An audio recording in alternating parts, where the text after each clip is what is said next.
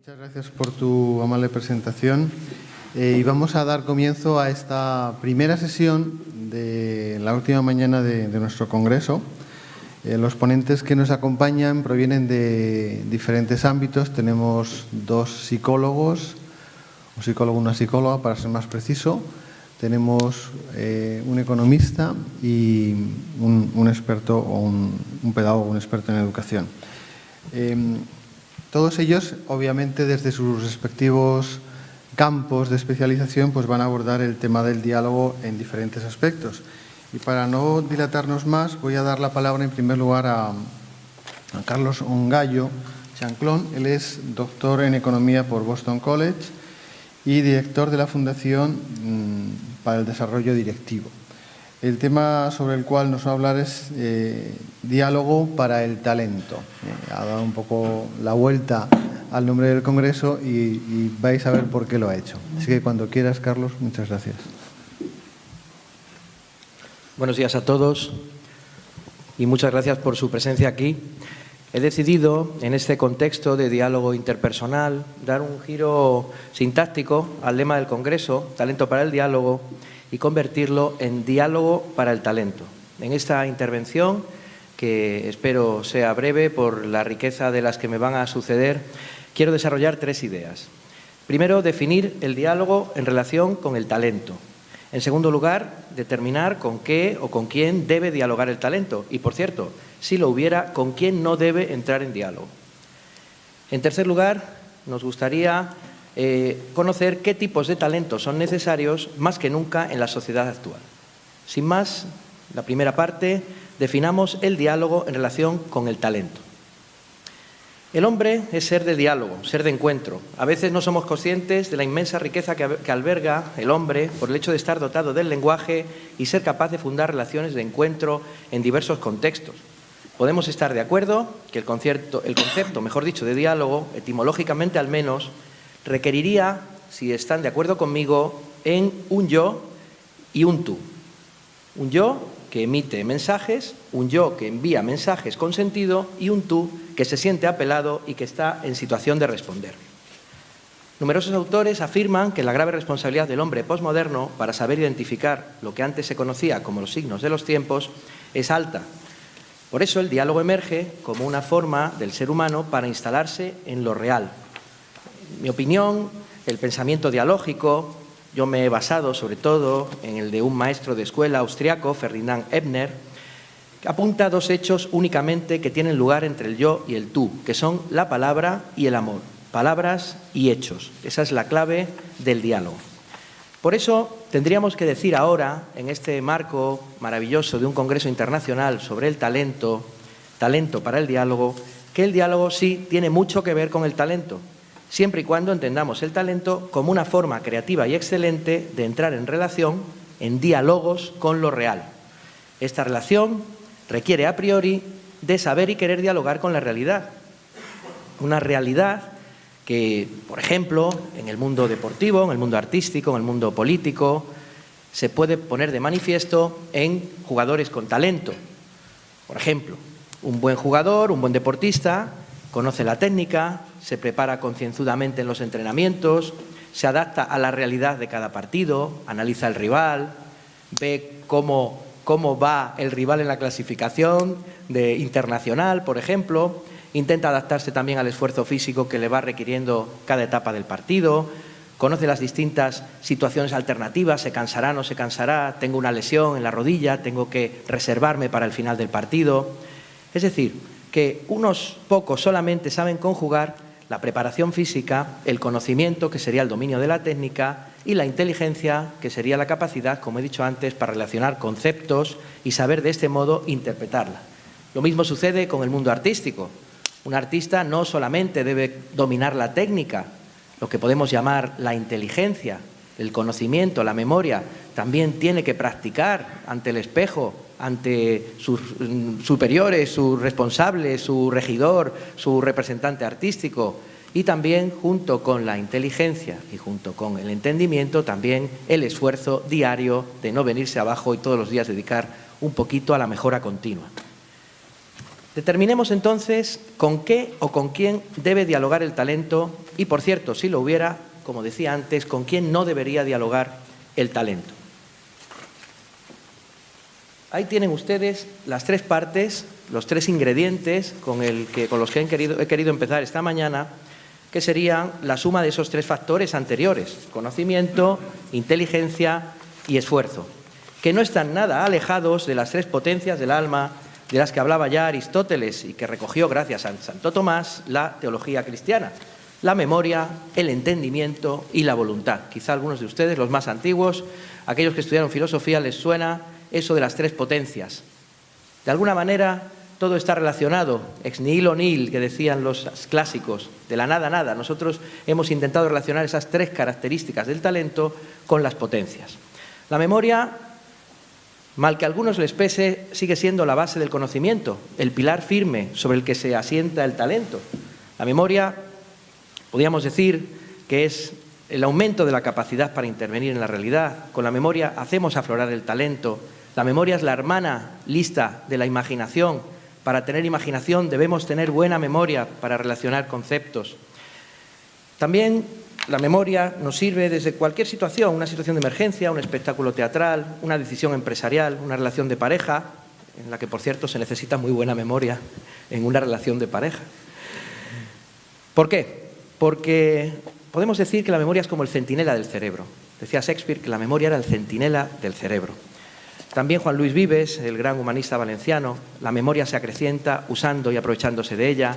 Y los recientes estudios de diversas sociedades científicas, me quedo con el último de julio de 2014, de la Sociedad Española de Neurología: la memoria y el cultivo de la memoria retarda las enfermedades degenerativas, como pueden ser sobre todo el Alzheimer, y ayuda a aumentar un concepto muy interesante sobre el que me gustaría que algún día pudiéramos profundizar, que es el de reserva cognitiva. ¿A dónde recurrimos cuando nos falla alguna de las primeras letras cognitivas o características o necesidades cuando vamos siendo viejecitos? En primer lugar, hemos dicho que la memoria ayuda a la generación de talento. Cultivando la memoria de las 1000 formas posibles, podremos acercarnos más a este concepto de talento que yo quiero defender hoy aquí. En segundo lugar, lo que hemos venido en llamar el entendimiento, la inteligencia. Entendimiento e inteligencia es la facultad de interpretar, de discernir, de escrutar. La expresión reciente de este jugador que ven aquí, Luis Suárez, por si hay alguien del Barcelona, pues aquí se lo dejo. El Barcelona ganó el partido al Real Madrid hace unos días. En cambio, Luis Suárez, muy criticado por otros temas, tuvo la humildad de decir literalmente a la prensa: hemos leído mal el partido. Hemos leído muy mal el partido. Es decir, no solamente es cuestión de preparación, de ejercicio físico o de técnica futbolística. Hace falta inteligencia para el talento. Hace falta leer, si me permiten esa expresión, en ese neologismo, saber leer el partido, saber interpretar cuáles son las variables para que yo intente tener talento. Y por último, la tercera fase, la voluntad, el esfuerzo, asociado al trabajo, a las horas necesarias para cultivar sin prisa pero sin pausa, como la fábula de la liebre y la tortuga, en donde ustedes sabrán cómo termina. La vencedora de la carrera, ¿quién fue? ¿Saben quién fue, no? ¿Y por qué? ¿Por qué fue la vencedora la tortuga? Porque tenía una serie de habilidades mucho más relacionadas con esta tercera parte del talento, poco a poco, pasito a pasito, cultivado con esmero hasta ser mejor que el rápido, ser mejor que el listo, ser mejor que el líder. Hay 2 libros que a mí me han cautivado en los últimos 2 o 3 años. Uno de ellos es Quiet, ahí lo tienen a la izquierda. Es un libro publicado por el New York Times donde habla el poder del silencio en la sociedad de la prisa, el poder de los introvertidos en la sociedad. Desconozco si está traducido al español. El que sí está en español es el de Caro Noré, Elogio de la lentitud. Esto para todos aquellos que piensan que no han sido agraciados con la rapidez, la diligencia o la agilidad o la chispa mental. No es necesario ser rápido, ser ágil para cultivar el talento y para tener talento. Pero ojo, el talento, aparte de relacionarse con la realidad, no debe dialogar, es decir, no debe enclaustrarse en los muros de 4 peligros o 4 amenazas que podrían ser, en mi opinión, la ideología, artistas o intelectuales de muchísimo talento, colaboracionistas con regímenes autoritarios a lo largo de la historia. Hoy también sigue sucediendo. El talento al servicio de una ideología, nefasta decisión. La mediocridad, el talento no es compatible con la mediocridad, siempre se ha hecho así. La fuerza destructiva de la costumbre, sin tradición, de la mera repetición. El talento no debería ser compatible con la mentira, ofreciendo una imagen distorsionada de la realidad. Claro, si el talento tiene que dialogar con la realidad, la mentira es la antirrealidad. Y por último, el egoísmo o la búsqueda de satisfacciones egotistas que se denomina o placeres felicitarios. Son las 4 advertencias con las que el talento, en nuestra opinión, no sería compatible. ¿Qué tipos de talento son necesarios más que nunca en la sociedad actual? Voy a referirme al informe Mercer. Es un informe que se publica bienalmente sobre en qué fallan los directivos europeos, con una base de 1000 empresas. ¿En qué fallan los directivos europeos? Pero claro, muchos de ustedes no son directivos, no toman decisiones y en definitiva a lo mejor dicen, bueno, esto no tiene nada que ver conmigo, pues aplíquenlo a su familia, aplíquenlo a los lugares en donde ustedes toman las decisiones. En último lugar, ¿en qué fallan los directivos europeos? En primer lugar, en reunir información relevante. No son capaces de reunir esa información. Un 6% en no saber explicar y comunicar las cosas. Ser riguroso y justo en la evaluación. Ser un buen coach. Establecer objetivos inteligentes, un 14%. Estamos hablando de en qué fallan los directivos, ¿eh? Vincular rendimiento a estrategia. Piensan o pensamos que los resultados llegan por otros caminos diferentes a nuestra estrategia. La estrategia es fundamental y cada vez va a ser más importante en muchos ámbitos. Pero lo que más nos debe sorprender es esto. El 31% de los fallos, de los grandes errores empresariales y de toma de decisión se debe a la falta de diálogo. Esto nos debe hacer pensar qué tipos de talentos son necesarios para el diálogo, como dice el lema de este congreso. ¿Dónde podríamos aplicar esto? Dice Aristóteles, en una frase legendaria, que aquel lugar en donde confluye tu talento y las necesidades del mundo, ahí está tu vocación. En el lugar en donde confluye tu talento, tus talentos, si quieren en plural, y las necesidades del mundo, ahí, en ese punto imaginario, ahí está tu vocación. Por eso el talento debe abrirse a estas tres facetas que yo quiero plantearles antes de terminar. En primer lugar, propondría el talento Beethoven, orientado a los grandes valores, a la virtud, a las grandes obras y gestas. Por otro lado estaría el talento Michael Jackson, un talento de genio, orientado a los procesos, al disfrute de las etapas de la vida, a la improvisación. Si alguien ha visto el vídeo póstumo de That's It, cómo corrige a su equipo, corrige con amor, corrige con sensibilidad. Compañeros, bajadme el volumen porque así no puedo de esta forma ensayar. Muy cuidadoso de las formas y de los procesos. Y en tercer lugar estaría el talento Paco de Lucía. Paco de Lucía, que decía que si estáis dispuestos a practicar 10 horas al día durante 7 días a la semana, tendréis talento en cualquier área de la vida. Resumiendo, cultivar el talento desde esas 3 perspectivas. La perspectiva de los valores, la perspectiva de los procesos y la perspectiva de los resultados. No necesariamente el talento es único o unívoco, sino que tiene diferentes visiones, diferentes versiones. Muchos creen que tener talento es una suerte, decía Jacinto Benavente, gran autor español. Nadie puede pensar que la suerte pueda ser cuestión de talento. Espero y les animo a cultivarlo donde se encuentren, en especial en los pequeños instantes de la vida. Muchas gracias. Lo justo para cambiar de ponente y volver a enchufar el ordenador al proyector. Bueno, a continuación va a intervenir la doctora Ángeles Sánchez Elvira. Ya ha sido presentada, por lo tanto vamos a eludir simplemente decir que ha sido directora del IBD y es profesora de la Facultad de Psicología de la UNED. Su campo de trabajo actual es la psicología positiva, como vamos a poder ver en unos segundos. Pues cuando estés lista, Ángeles, adelante.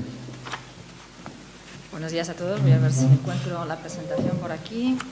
Tengo el ratón.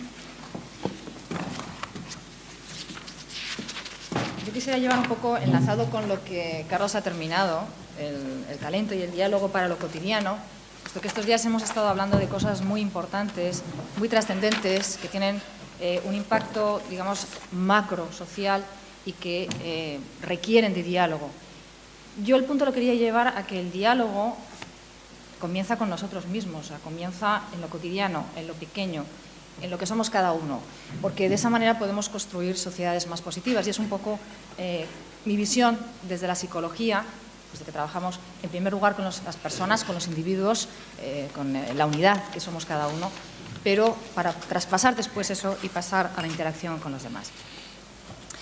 Como mi colega mexicano, también quería empezar dando las gracias con una imagen que además bueno, pues es fruto de un agradable paseo que hicimos por el Timanfaya, viendo este espectáculo impresionante que es Lanzarote. Y en relación a lo que Irene decía, a quien quiero agradecer en primer lugar, por tanto, estar aquí, lo que Irene decía también en su presentación, ¿no? que Lanzarote es producto del diálogo de la naturaleza con la vida, ¿no?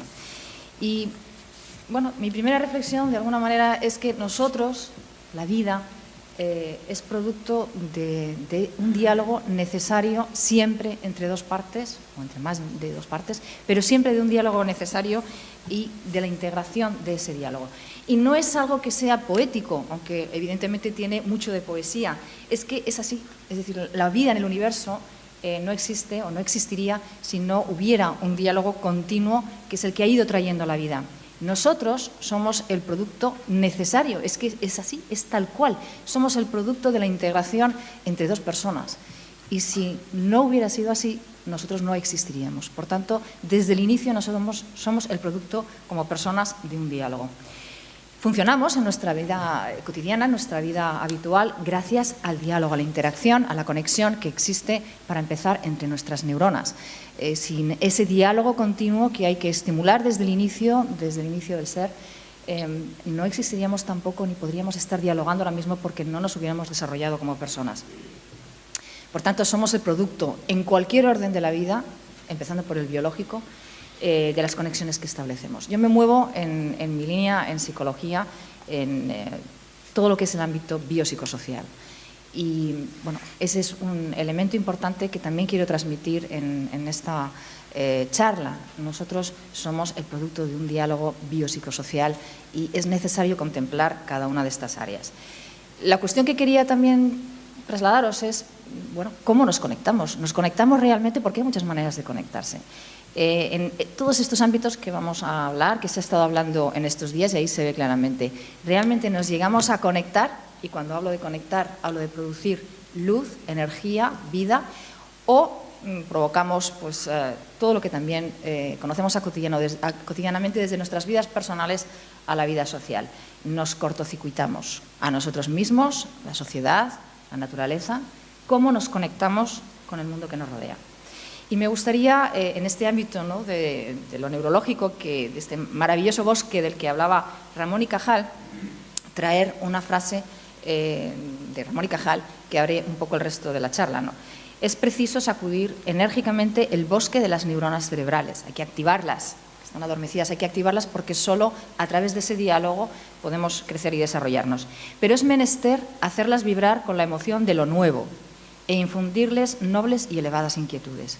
Por tanto, parte de ese diálogo es que estemos atentos y abiertos a lo novedoso, a lo que cada instante nos trae.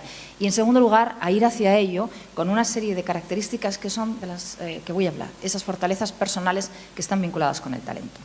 Mi punto de partida, y no es mío, es el que ahora mismo muchas de las ciencias está trabajando, es que lo positivo no es la ausencia de lo negativo. Y eso es una cuestión importante, hablando de algunas cosas que se han comentado aquí, con mis compañeros también, sobre, por ejemplo, hablaba Paco Álvarez sobre el buenismo o Ana Martín Cuadrado sobre el tema de que no se puede exigir sin más ser positivo. Efectivamente, lo positivo no es solo la ausencia de lo negativo y no se puede exigir, hay que trabajarlo. Por eso, fijaros, desde 1948 la salud se define, definida por la Organización Mundial de la Salud, no como la ausencia de enfermedad. La salud no es ausencia de enfermedad, o no solo. Es un estado completo de bienestar biopsicosocial. En ese modelo nos estamos moviendo. Trasladado a la salud mental, también definido por la Organización Mundial de la Salud, la salud mental no es solo ausencia de trastorno mental o de algún tipo de alteración mental. No, es un estado de bienestar completo en el que la persona reconoce, sabe cuáles son sus posibilidades, sus fortalezas, las ha podido desarrollar en la vida cotidiana, puede afrontar las tensiones y el estrés de la vida, puede trabajar de manera productiva y provechosa y es capaz de hacer una contribución a la sociedad. La paz, tal y como es entendida desde el año 1999 por la ONU, dentro de esa declaración sobre la cultura de la paz no es solo ausencia de conflictos. Esa es la parte, digamos, el trabajo con el conflicto es la parte de lo que se entiende como paz negativa, pero es un proceso, y así es entendido, positivo, vamos a la palabra positiva, dinámico y participativo en la que se promueve el diálogo. Y ese es el concepto de paz positiva en el que también se está trabajando. Por tanto, fijaos, es lo que quiero decir, trabajar en lo positivo no es solamente erradicar lo negativo, sino trabajar, reconocer qué es lo positivo del ser humano, de la sociedad, de las relaciones, etc. Por tanto, los nuevos objetivos en los que muchas ciencias están trabajando, incluyendo la economía también, están relacionados con las ciencias del bienestar humano. O sea, el objetivo final es el bienestar humano. Y dentro de ese bienestar humano, dos nociones fundamentales. Hemos trabajado muchísimo para sanar. Estamos intentándolo en todas las áreas de la vida. Por supuesto, la psicología, la economía, la política, sanar, detectar el conflicto, trabajar con el conflicto. Pero lo que tenemos que trabajar, y en aras de la excelencia que necesitamos, es en promover ese bienestar y en prevenir los aspectos negativos. Eso la medicina lo tiene ya muy integrado. La psicología lo está trabajando en estos momentos, pero por eso es muy importante que tengamos en cuenta que para eso tenemos que detectar qué es lo positivo. Desde el diálogo positivo no es la ausencia, por tanto, de la palabra o del silencio. Hace unos meses, una periodista, Paloma Rosado, nos vino a entrevistar a una compañera mía de facultad, que es psicobióloga, Mónica Rodríguez Zafra, y a mí, que estoy en el Departamento de Personalidad y Clínica. Nosotras dos dialogamos mucho porque tenemos un curso de verano desde hace muchos años sobre crecimiento personal desde distintos ámbitos y vino a preguntarnos sobre el tema. De ese diálogo surgió otro diálogo que también marca un poco lo que quiero contar. Ella había escrito un libro que se llama La revolución de la fraternidad y llevó a alguien que también está aquí presente o que ha estado presente durante estos días desde el inicio, a José Luis San Pedro.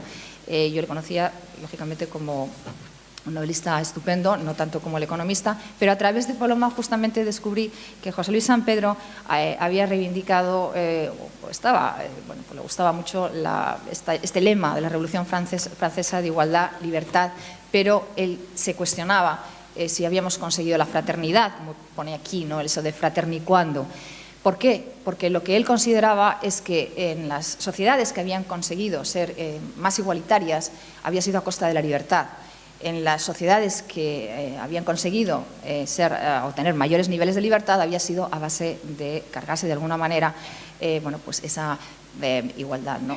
Pero la fraternidad quizás era lo que no estábamos trabajando y lo que podría dar respuesta a tener sociedades donde hubiera más igualdad, más justicia y más libertad, gracias a la fraternidad. Por eso esto se traduce en una necesidad de estar abierto hacia el otro, con dos condiciones necesarias: la otredad, es decir, distinguirlo como algo que es diferente a nosotros, y la alteridad, que como psicóloga a mí es una noción que me ha gustado mucho. La alteridad, que significa que necesitamos cambiar nuestra propia perspectiva para verlo desde el otro. Ese sería el inicio del encuentro, del diálogo, de la resolución del conflicto. Pero nosotros nos manejamos con tres fórmulas distintas, tres Ds diferentes: la discusión, el debate o el diálogo. Y miren, son bastante distintas. Cuando nosotros nos estamos moviendo en el diálogo, vamos a ver que es muy diferente a cómo se lleva a cabo la discusión en un entorno de conflicto en el que yo es lo más importante, en el que tengo que soltar, en el que hay emociones negativas, en el que biológicamente hay una alerta, un estado de alerta, de alteración cardiovascular, que en algunos casos ha producido hasta un infarto.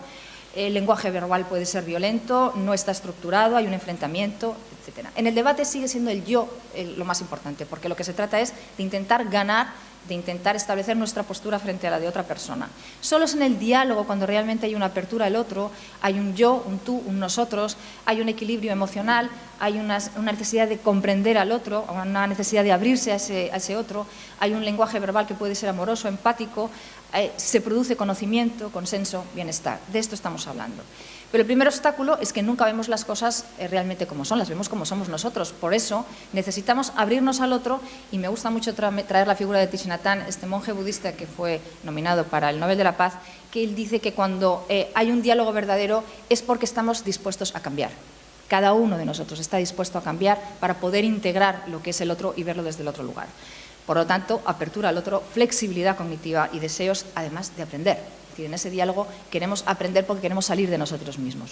Desde ahí hay dos contribuciones importantes de la psicología en la actualidad, aunque hay muchos campos, porque está la psicología social, la psicología multicultural, pero yo quiero referirme a dos que buscan especialmente el bienestar. Una es la psicología positiva y otra es la psicología para la paz, que están de alguna manera convergiendo. ¿Por qué también el tema de la paz? Bueno, pues porque la UNESCO en aquel documento de la cultura de la paz dice que el proceso comienza con el desarrollo de la paz interior. Por tanto, como psicóloga lo llevo de nuevo al individuo. ¿Y cuáles son las propuestas de la psicología positiva? Bueno, pues nace de esa reflexión que lleva a cabo Seligman con que la psicología estaba sesgada hacia lo negativo. Estaba sesgada no porque no fuera necesario, porque evidentemente como el resto de las ciencias, como en la medicina, como habíamos hablado antes, era necesario poder establecer cuáles eran las causas de la enfermedad, el diagnóstico y la intervención. Pero nos habíamos centrado tanto en esto que nos habíamos olvidado de investigar sobre las fortalezas humanas, aquellas que son las que van a permitir todo esto de lo que estamos hablando. Por lo tanto, Seligman, en 1998, un psicólogo experimental que había trabajado sobre la indefensión aprendida, comienza a trabajar sobre la ciencia de la fortaleza y de la resiliencia y genera la psicología positiva, que no es otra cosa que poner la lupa en la investigación en lo positivo para que podamos trabajar sobre la excelencia humana. Por eso la psicología positiva recoge todas las tradiciones humanistas de la psicología humanista, pero desde el ámbito de la investigación para concretar que tenemos que investigar sobre el funcionamiento humano óptimo. Desde tres ámbitos: saber cómo es la experiencia positiva, cuáles son los rasgos y las características de los individuos positivos y qué es lo que esto hace y permite construir sociedades y comunidades positivas que también tenemos que investigar. Y habla de las fortalezas personales. Nos comenta, hemos estado totalmente centrados en el diagnóstico de lo patológico. Tenemos un manual, que es el Manual Diagnóstico y Estadístico de los Trastornos Mentales, cada vez con mayor número de trastornos mentales etiquetados. Ahora necesitamos hacer un manual de las fortalezas. Y eso es lo que estuvieron trabajando con Peterson, sobre todo, a nivel mundial, recogiendo a través de todas las culturas, a lo largo de la historia, cuáles eran las fortalezas más reconocidas por los seres humanos. Llevaron a cabo un gran análisis para poderlas agrupar en torno a 6 grandes virtudes que a lo largo de la historia siempre han sido pues reconocidas: la sabiduría, el valor, el amor o la humanidad, las fortalezas de la humanidad, la justicia, la templanza y la trascendencia. Son 24 fortalezas, pero yo no voy a entrar en todas, lógicamente, pero sí voy a decir que muchas de ellas tienen que ver con la conducta prosocial, con la relación con el otro. La curiosidad, porque nos abre al otro; el juicio sereno; el amor por aprender, por tanto, nos lleva hacia el otro; la perspectiva, porque nos ayuda a cambiar la perspectiva; la honestidad en las relaciones, ir con nuestra verdad; la inteligencia social; el trabajo en equipo; la justicia; el liderazgo; la humildad, con la que vamos a lo mejor a nuestras relaciones; la prudencia en las cosas que decimos; la autorregulación de nuestro comportamiento; el sentido del humor. Todas son fortalezas personales que cada uno puede destacar en unas u otras, pero en este caso estas que he destacado tienen mucho que ver con la relación con el otro. Pero hay un grupo extraordinariamente importante que se está investigando mucho, que está muy relacionado con las fortalezas afectivas: el amor, la amabilidad, el perdón y la gratitud en nuestra vida cotidiana. Y se están llevando a cabo muchas investigaciones al respecto sobre ello. Seligman propone, por tanto, que todas estas fortalezas, todas estas características que estudia la psicología positiva, se traducen en un modelo de bienestar o de equilibrio que requiere las emociones positivas. Hay ya mucha investigación detrás del beneficio que supone para las personas buscar situaciones que realmente puedan producir emociones positivas, el engancharse, el engagement con la vida, el engagement con las actividades que llevamos a cabo, el buscar relaciones personales, es lo último que él introdujo en su modelo en 2011, las relaciones personales positivas, el significado, el propósito de la vida hacia el que nos dirigimos y el logro de aquellas metas que nos hemos propuesto. Para él, este es el modelo en el que se está investigando sobre el bienestar personal. Por tanto, tenemos habilidades que son prosociales, las otras inteligencias que se ha venido trabajando, la intrapersonal, la interpersonal que propuso en su momento Gardner, la inteligencia emocional que tantos autores han trabajado, entre ellos Goleman, la inteligencia social. Se está trabajando muchísimo. Hay otro nuevo concepto muy interesante que las tecnologías además están trayendo y posibilitando, la inteligencia colectiva, propuesta por Pierre Levy. Entre todos nosotros ahora mismo, gracias a esa conexión global que estamos experimentando y la posibilidad de conectarnos en tiempo real y de construir colaborativamente, nos está llevando a una evolución, a algo que se denomina el cerebro global. Bien, pues Thomas Malone, del Centro para la Inteligencia Colectiva del MIT, habla que nuestro futuro como especie puede depender de ese diálogo global que además ahora se está posibilitando gracias a las tecnologías. Las fortalezas afectivas son el otro núcleo, como he dicho, y que son realmente importantes y biopsicosocialmente hay correlatos de cómo se traducen en un bienestar personal y que todas ellas tienen relación con el diálogo.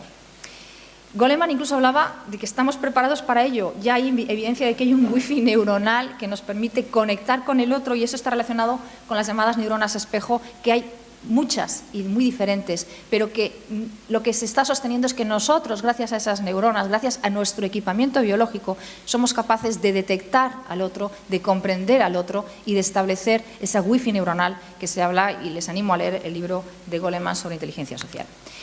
También se traduce en que cuando estamos desarrollando comportamientos empáticos de amabilidad hacia el otro, nuestro sistema cardiovascular se equilibra y tiene un funcionamiento mucho más armónico. De ahí la psicología de la paz y la psicología positiva, trabajando conjuntamente por el bienestar. Hay una psicología de la paz que busca, como he dicho al principio, trabajar en los aspectos armoniosos del ser humano con una hipótesis. Las fortalezas humanas permiten, o el trabajo con las fortalezas y los talentos humanos permite desarrollar personas más equilibradas que van a potenciar el desarrollo de sociedades más justas o más equilibradas. No va a ser tan sencillo como eso, pero está en la base.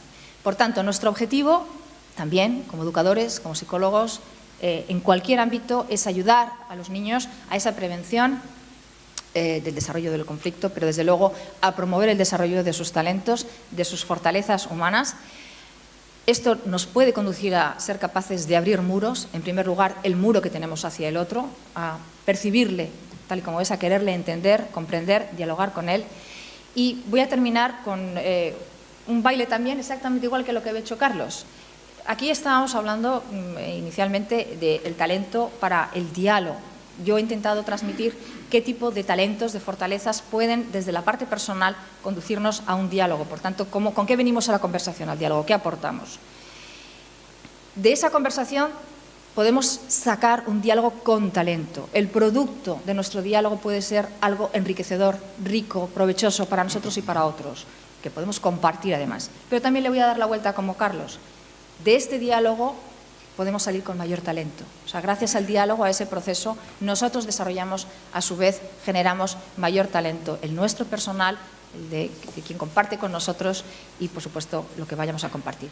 Y muchas gracias. Esto es un dialogar entre volcanes, un dialogar en una sociedad que de la destrucción supo renacer, y eso fue también gracias al diálogo de la naturaleza, al diálogo del ser humano, a la resiliencia, que es otro de los grandes talentos y de las grandes fortalezas personales. Gracias. Y les animo a pensar cómo se pudo hacer esta foto. Gracias.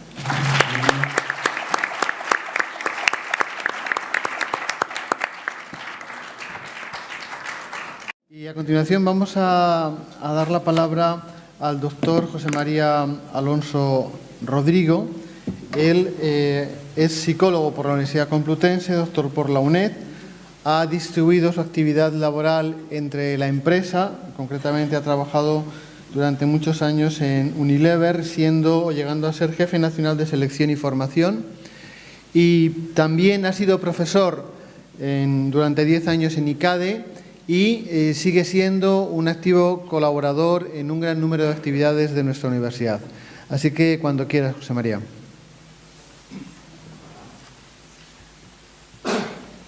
Buenos días.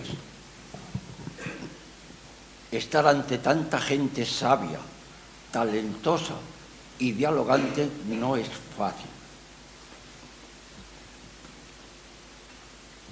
Yo os voy a hacer unos pequeños comentarios sobre el dialogar, no solamente con los demás, muy importantemente consigo mismo. Dice, ¿y eso para qué? Bueno, pues es una de las inteligencias que Gardner estudió, aunque luego era la última de las que estudió, aunque luego ha ido añadiendo alguna otra. ¿Qué es dialogar? Porque yo voy a decir algo de dialogar y luego algo del talento, pero voy a tratar de concentrarme, luego haré la siguiente transparencia, una mayor consideración sobre lo que puede ser experiencialmente dialogar consigo mismo. Yo me pregunté qué es dialogar y me encontré que dialogar podía ser para convencer. Bueno, yo quisiera por lo menos sugerir con alguna importancia el dialogar consigo mismo. Podía ser para divertir, y en eso yo me he encontrado francamente débil. Cuando yo me miro a mí mismo, creo que no tengo ninguna capacidad ni futuro para divertir a la gente. Quizá la tenga para algunas otras cosas que creo tener. Ilustrar, hombre, ilustrar a todo este equipo, a este grupo, me parece pretencioso. Entonces, voy a tratar de transmitiros algo que pueda ser significativo y que probablemente lo estamos haciendo, seguramente sin darnos mucha cuenta, y ver las posibilidades grandísimas, la satisfacción, la tranquilidad, la dimensionalidad, digamos, enmarcar experiencias que estamos viviendo y que algunas veces no son precisamente gratificantes.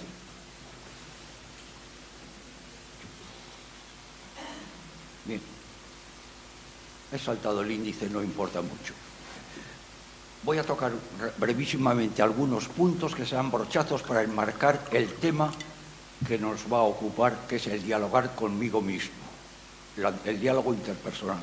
Y resulta que Gardner debió haber leído que Don Quijote dijo a Sancho un consejo sumamente importante: Sancho, has de poner los ojos en quién eres, que es el más difícil conocimiento que pueda imaginarse. Vamos a poner los ojos en quién somos. Vamos a mirarnos al espejo y decirnos algo además. Bueno, si vamos mucho más lejos, iríamos hasta Delfos, que fue antes de ayer. Y en Delfos nos encontramos con el gran cartel a la entrada de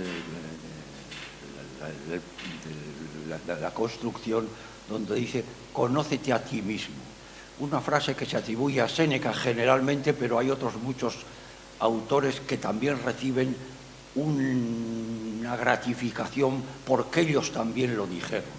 Pitágoras, Tirso de Mileno, etc. Bien, no vamos a ir tan lejos, pero Don Quijote sí debía haber estado por allí. Voy a decir, como segundo punto, muy pequeñas cosas donde se sitúa el estudio de la inteligencia que dice Gardner, que es muy próximo al talento que estamos hablando en el día de hoy, que es una palabra mucho más moderna. Entonces, en la psicología del siglo XX ocurre o se produce un fenómeno muy interesante, con Binet, con Terman, donde el interés era qué es la inteligencia, y hablábamos del famoso factor G. A partir de una cierta época, y Mariano Hiela en España es muy importante en esto, se hace un análisis factorial. Bien, esa inteligencia general, ¿qué es además de general? Y se hace para pasar en épocas mucho más recientes, que seríamos la segunda mitad del siglo pasado, hablando como habla Gardner o como habla Goleman, aunque ya había habido indicios en la primera parte de algún que otro psicólogo que trataba de considerar aspectos no solamente de inteligencia general en el comportamiento humano, sino otros aspectos. Estos aspectos, digamos, complementarios, descubiertos, tratados recientemente por Goleman y por Gardner, en el que todo el mundo estamos de acuerdo. Es decir, el ser simplemente inteligente no garantiza ningún éxito, hace falta otras muchas cualidades. Entonces nos encontramos en este momento. ¿Y qué es talento? Otra palabra mágica que se encuentra hoy por todos los sitios para describir cualquier cosa. Pero bien, entre nosotros no describimos bajo talento cualquier cosa.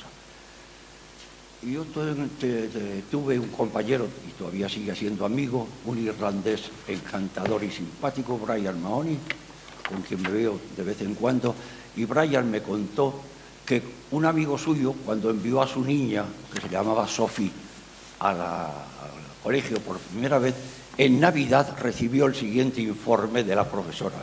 Sophie despliega su total iniciativa en arte con desastrosos resultados. ¿Y esto es talento? Esto es una de las definiciones del talento. Ulrich, que es un profesor de la Escuela de Negocios de Michigan, dice que el talento es competencia, saber hacer. Sophie no sabía hacer. Compromiso e involucración, toda. Contribución y resultados, nulos. Entonces, el talento necesitamos hacer las tres cosas.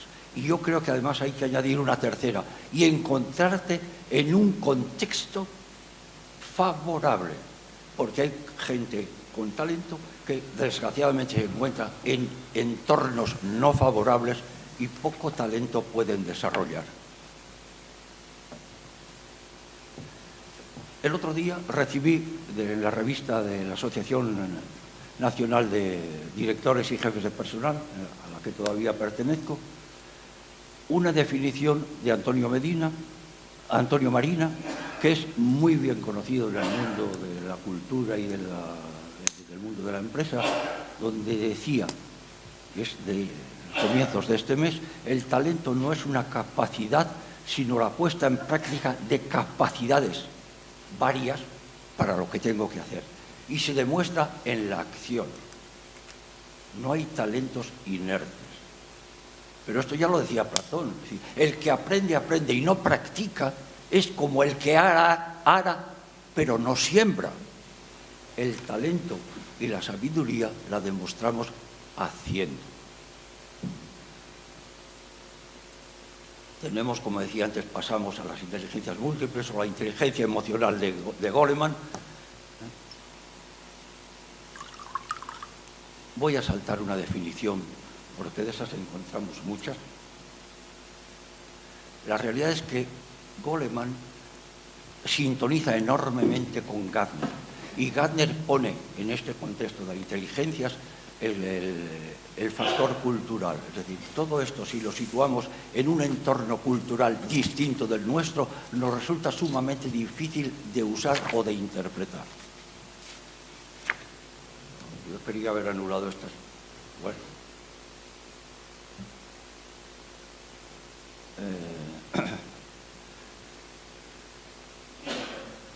Bueno. El diálogo a veces es así. ¿Qué es la inteligencia intrapersonal? Como decía antes, me miro al espejo, me hago preguntas y me respondo. Eso es reconocer quién soy. Una palabra que Rolf Carvalho decía muy curiosamente, la mismidad. Rolf Carvalho es una gran figura en la psicología psicosomática en España. Tener capacidad de opinión propia. Y eso sí, a veces se concreta en saber decir que no. ¿Cómo soy? ¿Cuáles son mis cualidades? ¿Qué me gusta? ¿En qué me esfuerzo? ¿Qué me ilusiona? ¿Qué me atrae? De alguna manera, mi identidad es como mi marca personal. En el mundo no se puede ir sin marca personal. nos ven nuestra marca personal. ¿Por qué no me la voy a mirar yo? Y eso no es pretencioso, es tratar de ser simplemente realista. Ulrich, este profesor de Michigan que citaba hace un momento, dice: nuestra identidad no está determinada solo por lo que somos capaces de hacer, que ser capaces de hacer es fundamental. También por lo que deseamos, por lo que tememos, por lo que sabemos o creemos saber y por lo que nos gustaría o intentamos descubrir. Eso forma parte de nuestra identidad, de quién soy. ¿Cómo nos vemos a nosotros mismos? ¿Nos vemos de una manera angustiosa, deprimida, esquiva? ¿O nos vemos mucho más amigablemente? Si no somos capaces de darnos a nosotros mismos algún que otro abrazo, lo pasamos muy mal.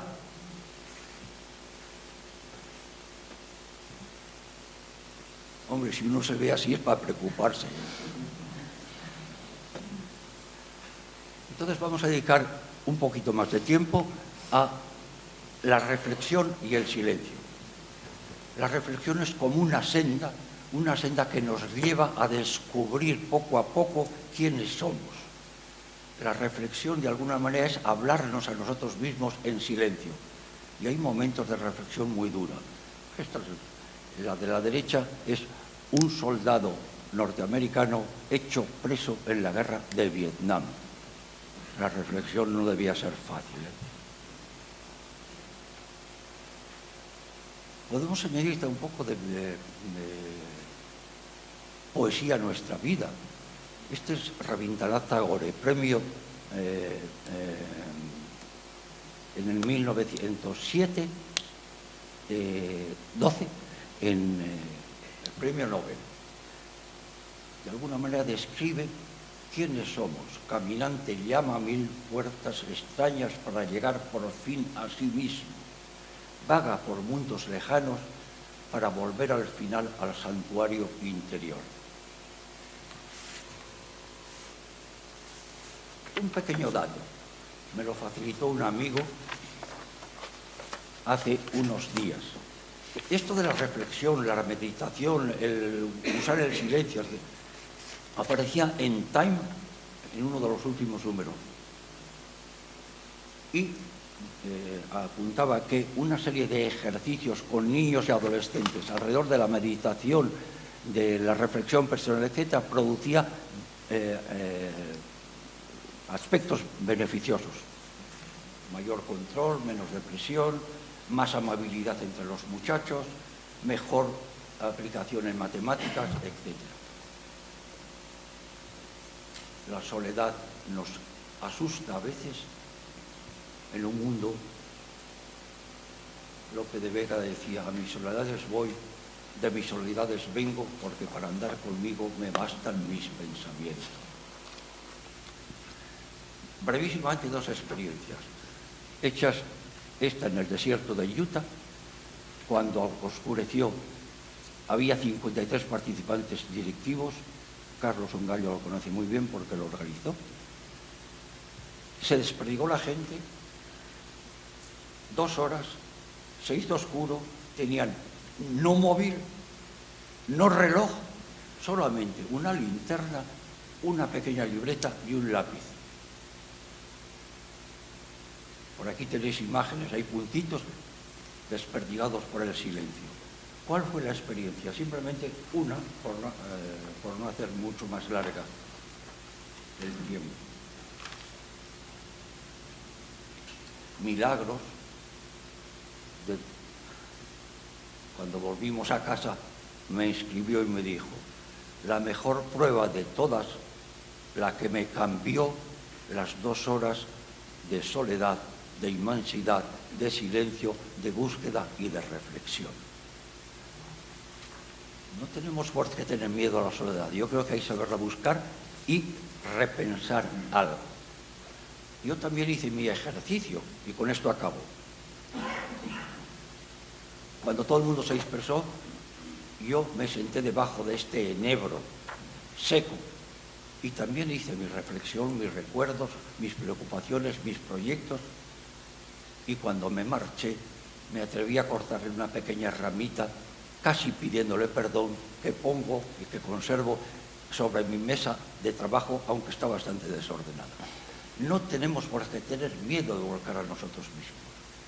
Es una manera de tranquilizarnos porque dimensionamos lo que queremos hacer o la situación en la que nos encontramos, que aparece muy negra.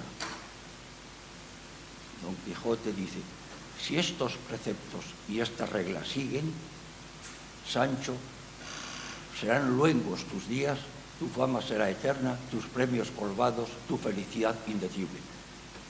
Puede ser que nos dé miedo.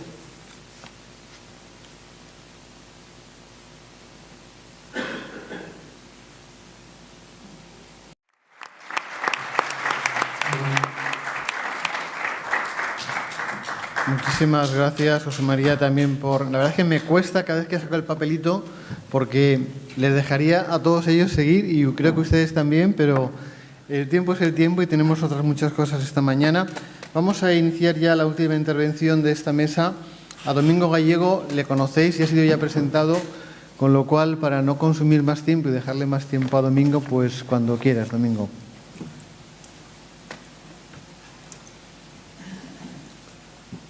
Muchas gracias, Miguel. Muchas gracias al Congreso por dejarme ser también un poco heterodoxo. Mis palabras van a ser sobre todo en esa dirección de ser heterodoxo, porque aquí hemos estado poéticos, hemos estado hablando del diálogo todo el tiempo, persona a persona. Bueno, y ahora vengo yo a decir diálogo cibernético. ¿Qué es eso de diálogo con las máquinas? Pues voy a comentar algunas sugerencias para que también nos quede una preocupación. Muchos de los que están por aquí hacen muchas fotos, bueno, están con una máquina. Algunos hacen las fotos y la ponen en Facebook, utilizan la máquina como una mediación para otro tipo de diálogos. ¿Qué están significando las máquinas ahora y qué tienen que ver con el diálogo este clásico, estas definiciones clásicas que tan estupendamente nos han ido explicando? Creo que es otra faceta que debemos tener en cuenta también. ¿Alguien ha visto Chappie? Levanten la mano.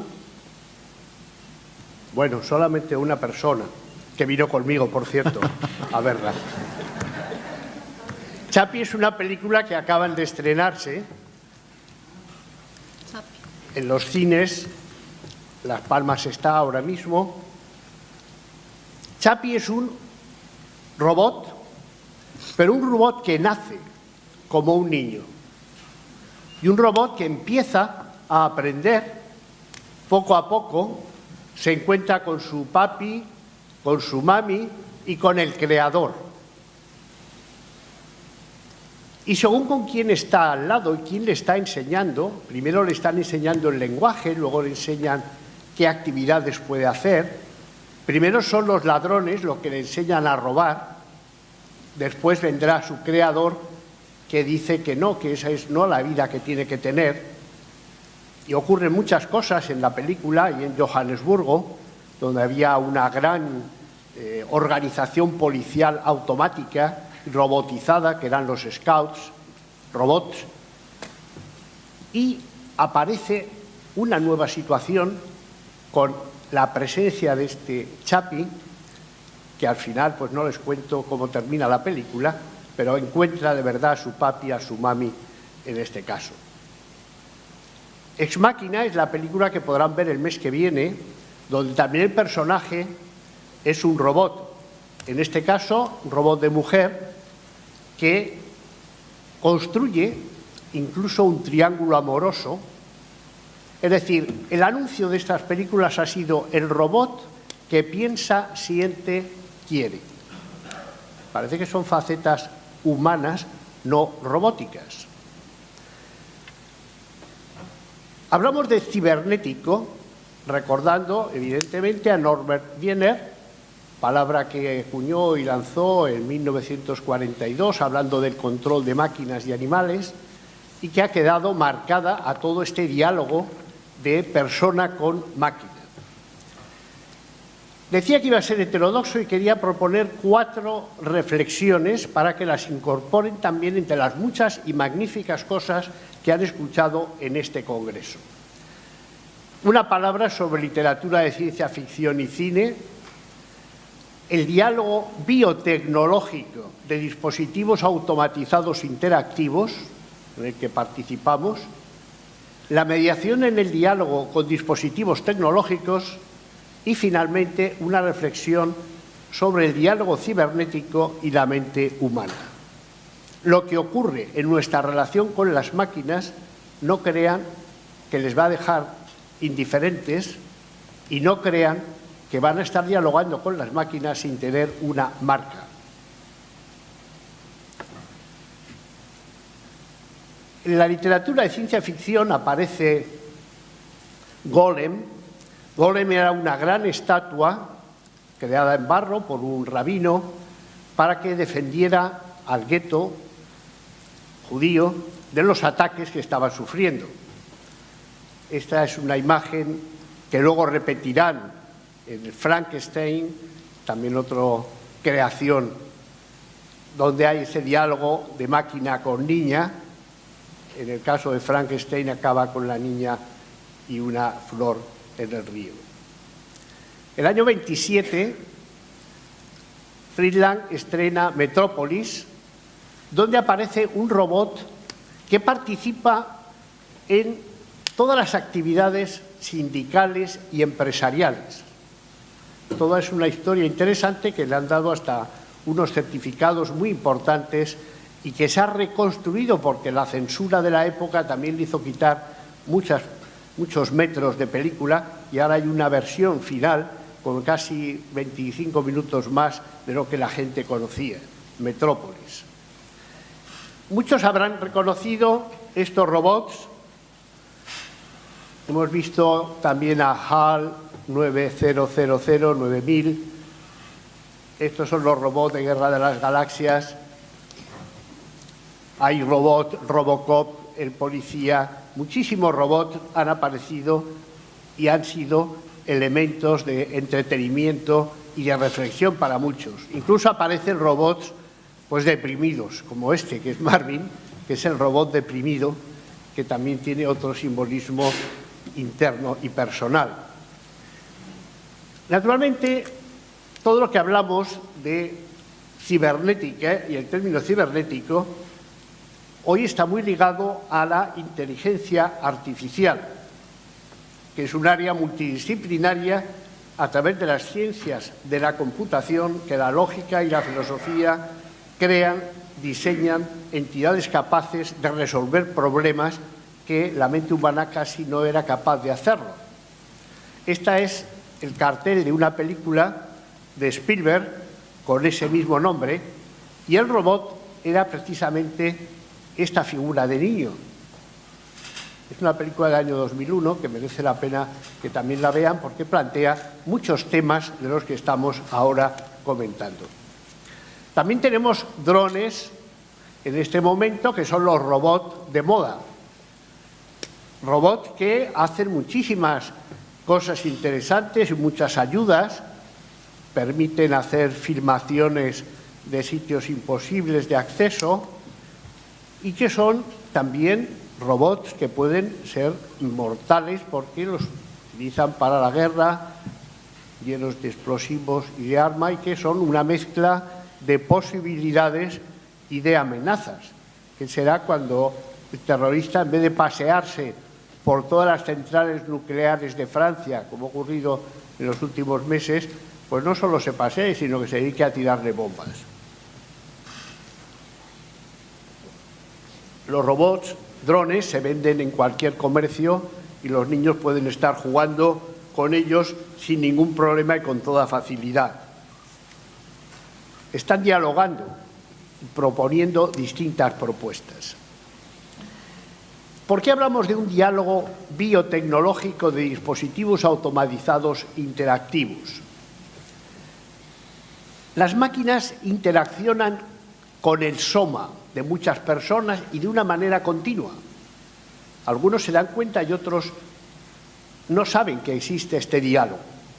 Por ejemplo, el marcapasos es un diálogo continuo de una máquina con el soma de una persona y reacciona según la necesidad de dar más impulsos al corazón para que no se quede parado o tenga una arritmia.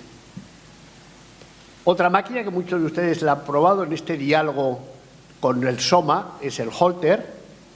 Suele poner 24 horas para ver cuáles todas las alteraciones cardíacas. Son diálogos con el soma. Pero ahora han aparecido muchas máquinas, muchas pequeñas máquinas que te facilitan, por ejemplo, el diálogo con tu nivel cardíaco, el número de calorías que gastas. No solo te dicen la hora, tipo de reloj, sino que te dan un montón de datos que incluso se pueden transmitir a tu médico, que te va controlando todas las variaciones que tú tienes en tu soma.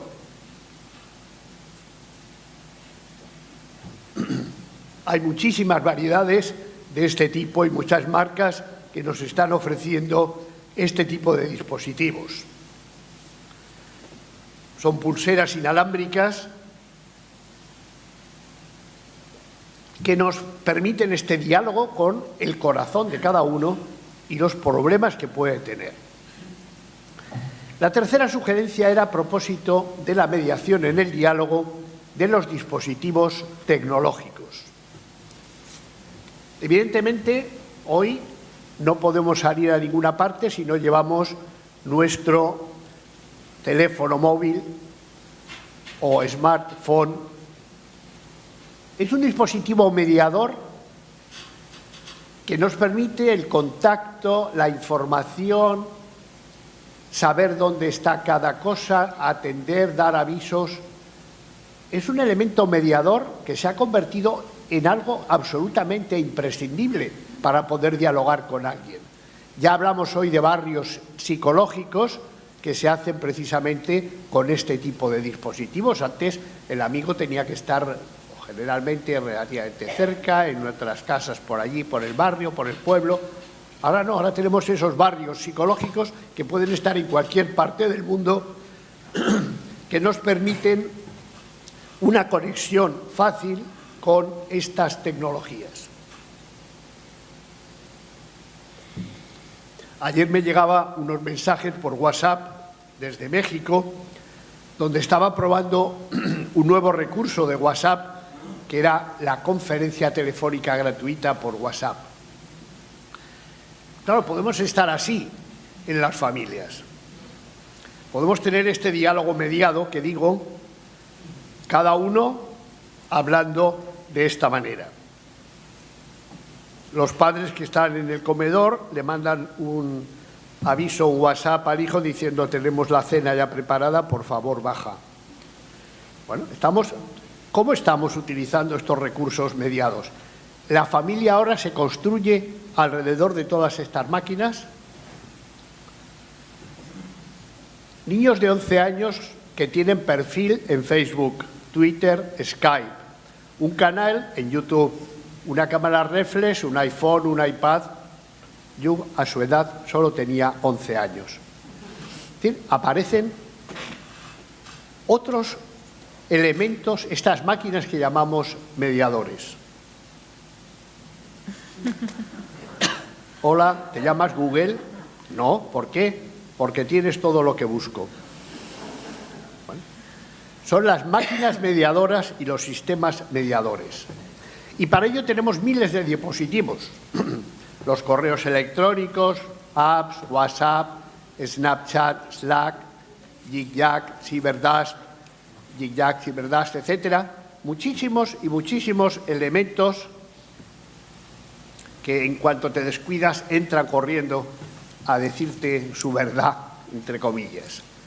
Todo el tema de los videojuegos son elementos también mediadores para muchas cosas. Entretenimiento, desde luego, pero también para otras muchas posibilidades mentales de desarrollo.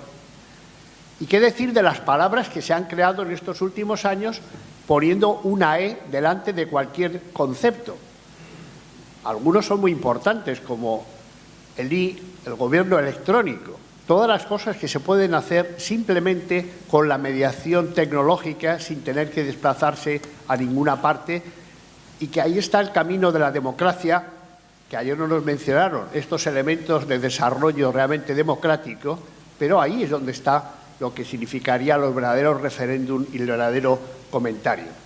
Los mapas, el comercio, e-learning, que es en lo que trabajamos en la UNED nosotros, e-market, e-design, e-business, e-books, e-planning, e-tickets, bueno, infinito. No me resisto a poner, aunque sean unos segundos de este vídeo.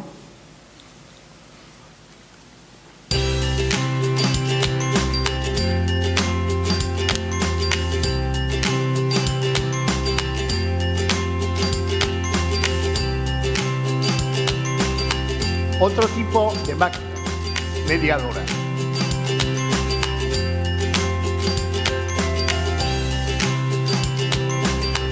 Ya lo tienes en tu propia piel, el ordenador. La pantalla es tu propia piel. Ya.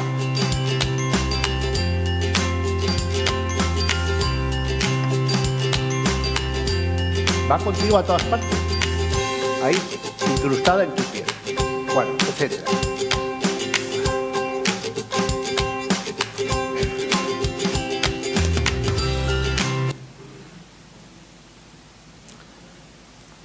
Hay quien incendia la casa de su amiga porque la eliminó de Facebook. Está todo el tema de las redes sociales, que se lo voy a dejar a nuestro compañero Paco dentro de un ratito, va a hablar sobre ello, pero es otro elemento que tiene más de 1.500 millones de visitas.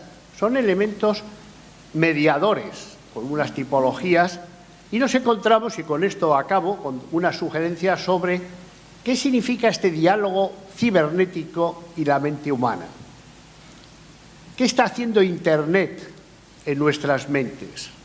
Nicolas Carr tiene este libro que se llama Superficiales, donde viene a decir que se está erosionando la capacidad de controlar nuestros pensamientos y de pensar de forma autónoma.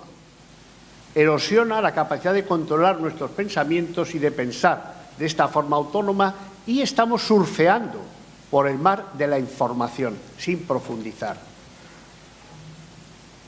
Bien, vamos a hacer una nueva cultura de lectura y escritura, y nos encontramos que, por otra parte, tenemos una ventaja, y es que tenemos un excedente cognitivo, que es el tiempo y el talento libre en el mundo, que permite que podamos utilizarlo en otras líneas, gracias al acceso masivo a la tecnología.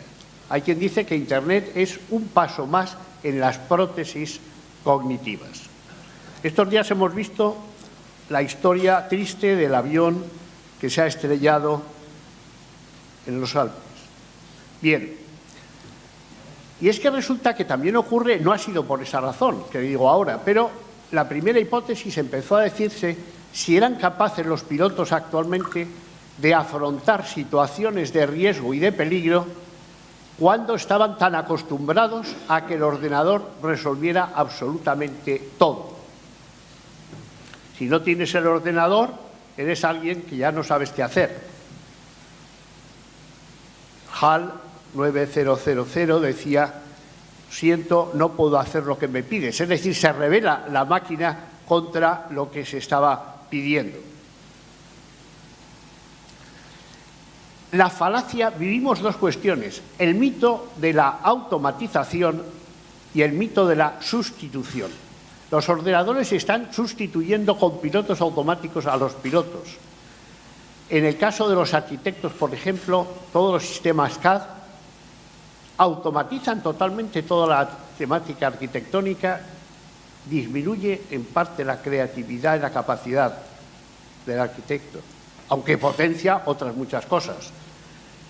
En el caso de los médicos, el diagnóstico, por ejemplo, con radiografías de una manera informatizada permite que lo que son temas estándar sea más rápido, eficaz y adecuado. Pero cuando son casos especiales, la máquina no es capaz a veces de resolver. Y el médico está perdiendo esas destrezas. Lo mismo que ocurre con el GPS y los Inuit, famosos esquimales que se orientaban en todas partes. Y ahora van con GPS y el número de accidentes ha fallado mucho. Tenemos que superar, pues, la complacencia automatizada y el sesgo por la automatización, que son riesgos en nuestra vida. Vamos a terminar simplemente estas sugerencias con esta frase de que jamás 1000 máquinas podrán hacer una flor, pero tendremos que tener en cuenta a esas máquinas. Muchas gracias.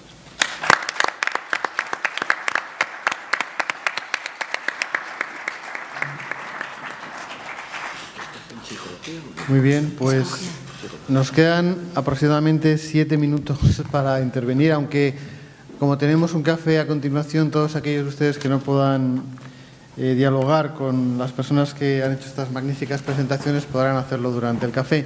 Para hacernos una idea de cuántas personas quieren intervenir, por favor, levanten la mano las personas que quieran preguntar algo. Vale, muy bien. Pues muchas gracias. Ángeles, ¿empiezas? Bueno, si quieres empieza por la... Bueno, yo la primera mano que vi, pero vamos, ¿puede usted, aquí por favor, aquí delante? Primero aquí delante, luego allí y luego Ángeles. Muchas gracias.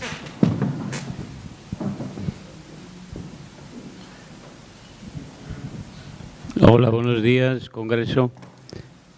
Voy a contestar al último, ya que nos habla de las máquinas. Yo soy fotógrafo de profesión. Para poder realizar esa diapositiva, la tengo que realizar manualmente. Fíjese, y tengo una máquina que tiene producción automática, pero yo no me dejo que la máquina me haga la foto, la hago yo. Para ello cuento, pues, precisamente por el 100 ASA, que es el más importante para nosotros. Cuento con una abertura de diafragma, cuento con una velocidad. Son parámetros para poder realizar esa diapositiva que, en definitiva, no tiene la luminosidad perfecta para poder lograr esa foto. La máquina no me sustituye, yo le sustituyo a ella. Gracias. Gracias por la intervención, muy amable. Vamos ahí al fondo. Mira, me dejas decir una palabra.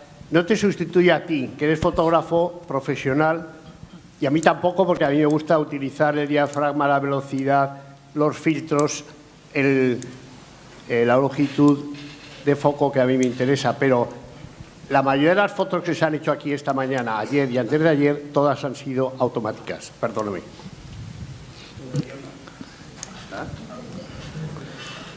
Bien, buenos días. En principio agradecerle a la mesa las aportaciones tan valiosas a un congreso que se ve que va avanzando hacia las posibilidades de diálogo y análisis de las dificultades para el diálogo, pero me gusta porque parece que todos acabamos como aterrizando otra vez en el diálogo consigo mismo. Y es que me vino una anécdota estos días en el instituto. Resulta que uno, cuando escucha a los compañeros que están, a los alumnos, se crea como una personalidad en el que te conviertes en la llave del diálogo. Parece que todo el mundo recurre a ti como diciendo, este me entiende, este me entiende. Y claro, me llega una alumna de primero de la ESO, de primero de bachillerato, que dice, Paco, tienes que hablar con la profesora de filosofía. Digo, ¿y qué problema hay? Dice, no, está muy mal, está muy mal, algo le pasa. Digo, ¿y qué crees tú que puedo hacer? Dice, mira, me ocurre que me preguntan en un examen por Nietzsche, me pregunta por Kant, me pregunta por Sócrates, y claro, yo le tengo que contestar sobre la vida de él. Pero claro, es que llega a un examen y me pregunta mi opinión, y resulta que me la corrige. Me corrige mi opinión. Dice, algo muy mal le está pasando, habla con ella. Porque es que resulta que me pregunta quién soy yo y quiere que le responda quién es ella. Y entonces yo pienso, señores, ya se va acercando el concepto verdadero de mi profesión. Ayudarlos a acercarse para que sepan quién son ellos. Es que no hay otra. No interrumpamos ese diálogo. Gracias. Muy bien, pues muchas gracias también por tu aportación. Damos la palabra a Ángeles y luego si alguno queréis comentar alguna cuestión. Sí, bueno, solo un comentario que a raíz de lo que ha planteado Domingo, que es la verdad es que es fascinante. Todos estamos un poco metidos en todo este mundo que se nos está abriendo de posibilidades de comunicación y realmente yo creo que hay herramientas muy potentes de diálogo ahora mismo, sobre todo de diálogo transversal y horizontal. O sea, una de las cuestiones, por ejemplo, que Twitter tiene es que cualquier persona en cualquier lugar del mundo se comunica directamente con el resto, ¿no? Pero hablando de películas, Domingo, ¿tú has visto Hair? ¿Has visto la película Hair? No. Es que de las películas que has planteado hay una muy reciente que es absolutamente desasosegante y además plantea algo que va a suceder y es cuando la máquina, esa máquina con la que dialogas, empieza a ser inteligente, llega a tener características personales y se convierte en el amigo que la persona tiene y con la cual hace su mundo totalmente. Con el salto posterior a que esa inteligencia, cibernética, comienza a ser más inteligente y a conectarse con las otras inteligencias cibernéticas y supera al ser humano. Y el ser humano a partir de ahí tiene que volver a comunicarse con el otro ser humano. A mí me resulta una película en este contexto en el que tú has planteado tu charla y en el contexto del Congreso, es una película que yo creo que hay que ver. Muy bien, pues si queréis añadir alguna otra cuestión o les dejamos a estos señores y señoras. No, perdón, ya pedí turnos de palabra, están consumidos. Entonces, si luego ya digo que podéis ahora comentar en el café. Entonces, si no hay nada más, pues agradeceros muchísimo vuestra presencia y participación y pasamos rápidamente al café para intentar recuperar el tiempo.